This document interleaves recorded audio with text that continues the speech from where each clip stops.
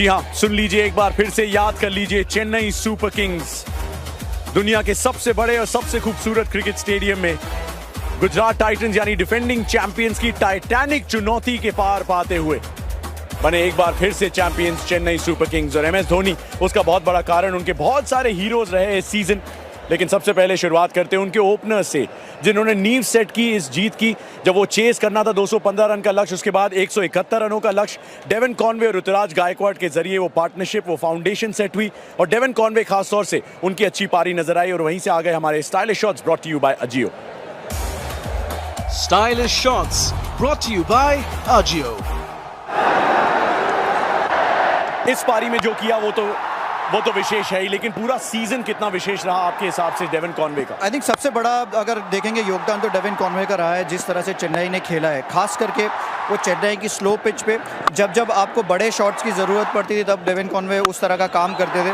और सबसे अच्छी बात वैसी लगती थी ना कि ऐसा लग नहीं रहा था कि ये मार रहे, लेकिन मारते मारते फिर पता चलता था कि 80-90 पे पहुंच गए और स्ट्राइक रेट भी 160-70 की है। उसका मतलब उनको पता था वो किस तरह से खेल रहे हैं, कि कहाँ एरियाज़ में मार सकते हैं। और सब जो स्ट्राइक रोटेशन इसमें ना बहुत बड़ा रोल प्ले करता है कि आप लगातार 2-3-4 चौके नहीं मारते या 2-3 छक्के नहीं मारते, आप वो आई कैच नहीं करते किसी की, लेकिन आप जिस तरह से चौका मार के फिर सिंगल ले लेते हैं, इसमें आपको दिखाई देंगे कि नंबर 3 पे। इसीलिए डेवन कॉनवे, अगर किसी ने सोचा नहीं, हम बात कर रहे हैं ऋतुराज गायकवाड़ की, शुभमन गिल की, सबकी, लेकिन यहाँ पर डेवन कॉनवे नंबर 3 पे खड़े हैं क्योंकि उनका कंट्रीब्यूशन बहुत बड़ा है। जिस टीम का ओपनर ना अच्छा करता है वो टीम ना ज़्यादातर फिनिश करती है, जो या प्ले ऑफ या उसके आजू बाजू। 2 लोगों का कंट्रीब्यूशन चाहिए ओपनिंग में, और उसमें डेवन कॉनवे का कंट्रीब्यूशन बहुत बड़ा रहा है। और ये चेन्नई का सुरेश भाई थोड़ा सा टेम्पलेट भी रहा है। जब माइकल हसी या मुरली विजय या मैथ्यू हेडन खेला करते थे, एक फाउंडेशन सेट होती थी और वहीं से फिर उस पर बिल्ड करते थे। और फिर बिल्ड करने का काम जो है वो मिडिल ऑर्डर का आता है। शिवम दुबे कई सारे बैटिंग पोजीशंस में इस बार दिखे, लेकिन नंबर 3 पे उनको काफ़ी रास भी आया, कुछ बड़े शॉट्स उन्होंने लगाए और एक बार फिर से उन्होंने दिखाया कि क्यों MS धोनी उन पे ट्रस्ट कर सकते हैं। जी बिल्कुल, मुझे बहुत इंप्रेस किया जिस तरीके से आज भी देखिए कितने लंबे लंबे शॉट लगाए। और स्पिन अच्छा खेलते हैं। जैसे पार्थिव में ना एक कमेंट्री करते बड़ी अच्छी बात बोली, ये इस 1-1.5 महीने का काम नहीं है जिसने अच्छा किया, 5-6 महीने से ये मेहनत करी है इन्होंने, क्योंकि 5-6 महीने में ये कॉन्फिडेंस आना बहुत ज़रूरी है। और उस चैंपियन टीम को दिखाया है कि मैं आपके लिए कर सकता हूँ। डिफ़िकल्ट सिचुएशन में रन बनाए, जब भी टीम को इनकी जरूरत थी मिडिल ऑर्डर में वहाँ रन बनाए।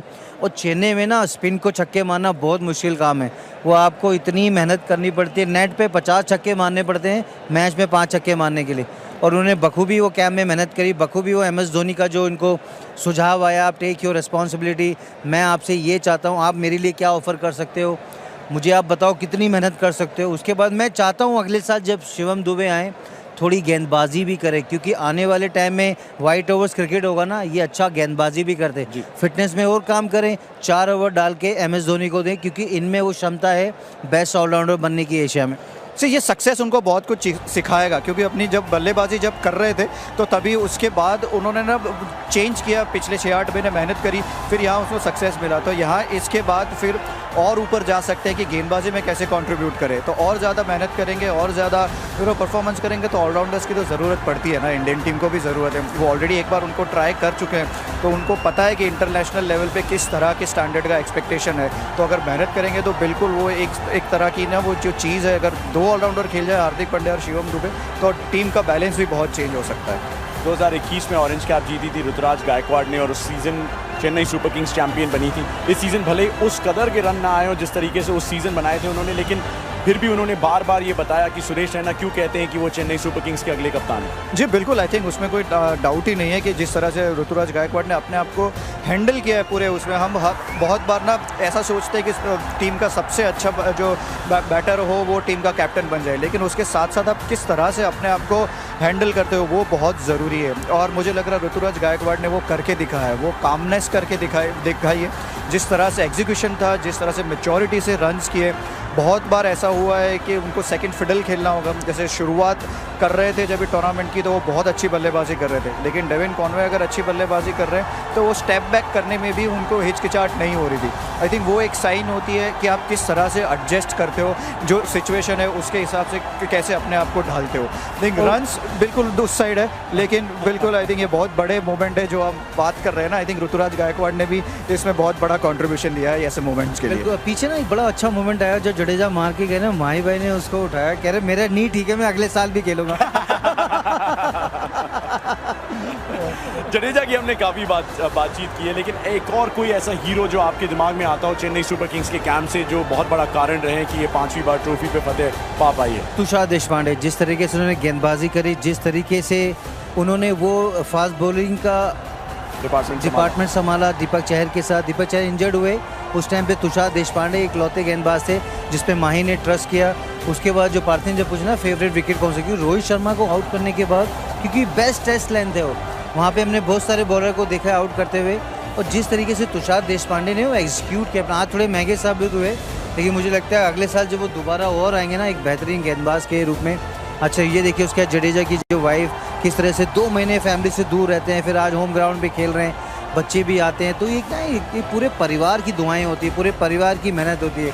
और उन्होंने बड़ा सपोर्ट किया जब जडेजा को नी ऑपरेशन हुआ, वो लंदन गए, वहाँ से नी करके आए, उनका बीच में काम भी काफ़ी था। She is also independent women.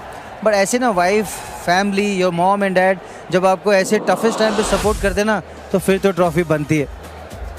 5वीं ट्रॉफी है चेन्नई सुपर किंग्स के लिए, लेकिन क्या ये सबसे मुश्किल से आई है? क्योंकि गुजरात को गुजरात में हराना बहुत ही मुश्किल टास्क थी, वो उन्होंने कर दिखाया। जी बिल्कुल, आई थिंक गुजरात को गुजरात में हराना बहुत मुश्किल काम था, लेकिन ये चेन्नई सुपर किंग इस साल की ऐसी टीम थी जो 16 होम गेम खेली है, क्योंकि हर जगह पे तो महेंद्र सिंह धोनी के साथ साथ सारे फैंस चल के आए, तो उनके लिए सारे होम गेम थे। लेकिन फाइनल जीतना, स्पेशली पिछले साल जिस तरह से गया है, तो आई थिंक वो बहुत ज़्यादा मैटर करता है। इसलिए और हर बार ऐसा ही होता है ना कि जो आखिरी ट्रॉफी जीते होते हैं वो सबसे स्पेशल ही रहती है। कमाल की याददाश्त रहेगी ये सबके लिए। MS धोनी के चेन्नई सुपर किंग्स बन चुके हैं 5 बार के चैंपियंस। गुजरात यानी डिफेंडिंग चैंपियंस को उन्हीं के घर पे हरा के 5 विकेट से इस ट्रॉफी पे फतेह पाई है। चलिए